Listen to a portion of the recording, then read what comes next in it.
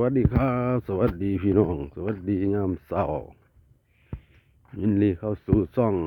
มุนชาแนลพี่น้องมาเบิ่งน้ำบกพี่น้องน้ำมูลบกลงแห้งที่ขึ้นมาหอดพี่มันก็บกลงไปคนพี่น้องบกมันนี่สิพ่ออาทิตย์เด้อพี่น้องยังบ่ทันสุดตะดิ่งยังหลายนี่เงาก็ย่ายลงมา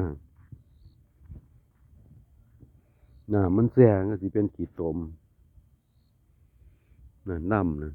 มีอันนั้นเขียวๆน้ำย่ายลงไป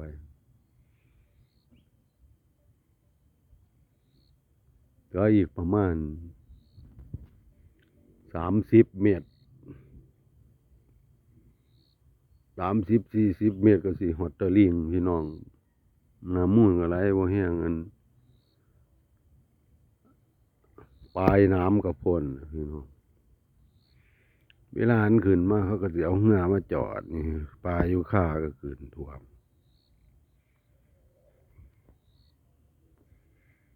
เรือก็ใส่โซ่เพราะว่าคันบ่ใส่ก็บ่ได้พี่น้องคนเอาไป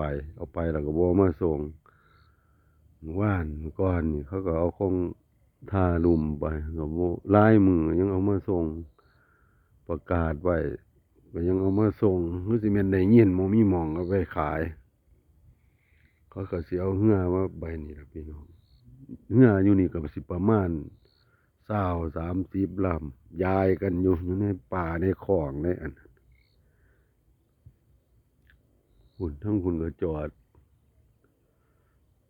คือสิคาดว่าสิลงเรื่อยๆพี่น้อง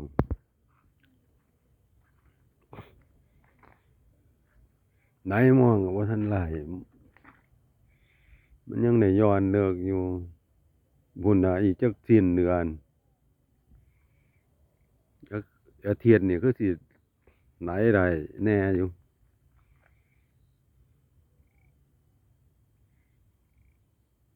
ต้องมาเบิ่งมาย้ายเรื่อยๆพี่น้องบ่ย้ายก็บกลงมานี่เรือมันก็ข้างโค้งนี่คือจังสิมันก็ข้างนี่เริ่มข้างแล้วนี่สิตรวจบ่ลงต้องโยกได้นำบกลงเรื่อยๆพี่น้องบกลงเรื่อยๆก็ว่าหาเอาไว้จังซี่จอดไว้ให้มันจูดินจังน้อยมื้อนี้นี่เฮาลงมาเบิ่งยามกลางเว้นยามอีกจักชั่วโมง2ชั่วโมงมื้อนี้มันก็ค้างเพราะว่ามันเริ่มบกลงไปเรื่อยๆพี่น้องน้ำมูลกัดได้พี่น้องกัดน้ำตีนน้ำอันนี้เฮาย่ำหน้าฝนกัดเปื่อยปลูกใส่กันพอไหวพี่น้องเครื่องก็เอาไว้นี่ลอกไว้แล้วอีก50 เมตรปุ่นมูลหลายเห็นนะพี่น้องบ่ข้างแล้วก็บ่บกกับบ่แห้งแล้วก็บ่ข้างเพราะว่าย้ายลงไปไว้เพื่อไว้2 มื้อว่านนี้อยู่เทิงกันที่มันท่วมขึ้นไปก็พูนหดเหือลำ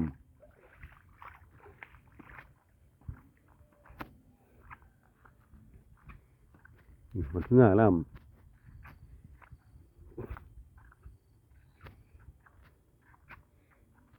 มึงมาเบิ่งน่ะก็สิขึ้นเมื่อเลยพี่น้องมาหากินข้าวกินน้ำกินหยังเห็นบุญม่วนขาบมันท่วมตายอยู่ก้านี่ลำนี่ก็ข้างน่ะเขาบอกว่าเอาลง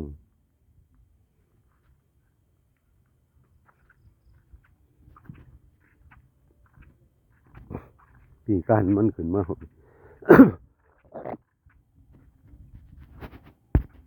โบลงไปเรื่อยๆพี่น้อง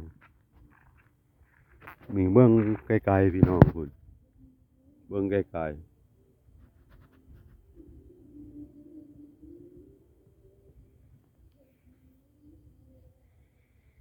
มันบกลงไปหาปลาอะไรมันก็สิมีปลาหมูปลาหมูแล้วก็ปลาย่อนปลาสอยพี่น้องปลานุกเขาปลาหลายอย่างหลายชนิดพี่น้องส่วนมากสิเป็นปลาหมูนะบกลงไปคักๆปลาหมูมันปลาเขียวไก่ตัวหนาเล่มแหลมพี่น้องคลิปนี้ก็มีซ้ำนี่แหละพี่น้องเอาไว้มืออื่นบกลงไปซ้ำไรระดับไรยังสิทายให้ FC ให้พี่น้องเบิ่งอีกเด้อพี่น้องอย่าลืมกดติดตามเด้อพี่น้องได้หลายบ่ได้หายไปสายแต่ว่าก็ลงอยู่คือเก่าตามอากาศพี่น้องมื้อใดฟ้าช่วงหน้าฝนฟ้าร้องฟ้าเหลี่ยมฟ้าหยังมันก็ถ่ายบ่ได้พี่น้องก็ขออภัยมันหลายๆมันบ่ได้ลง FC เบิดสุขุสุคนผู้ใดเข้ามาเบิ่งคลิปนี้แล้วก็ขอให้ลำรวยๆอยู่ดีมีแรงเบิดสุขุสุคนพี่น้องผู้ใดติดตามก็ขอให้อยู่ดีมีแห้งหมดสุคนแล้วก็มีโชคมีลาภความเก็บอย่าได้ความไข่อย่าเห็นมีคิดสิ่งใดก็ให้สมความปรารถนาเด้อพี่น้องFC ผู้ที่กดติดตามให้เด้อพี่น้องกดติดตามให้ได้หลายขอบคุณผู้กดติดตามให้กำลังใจส่อง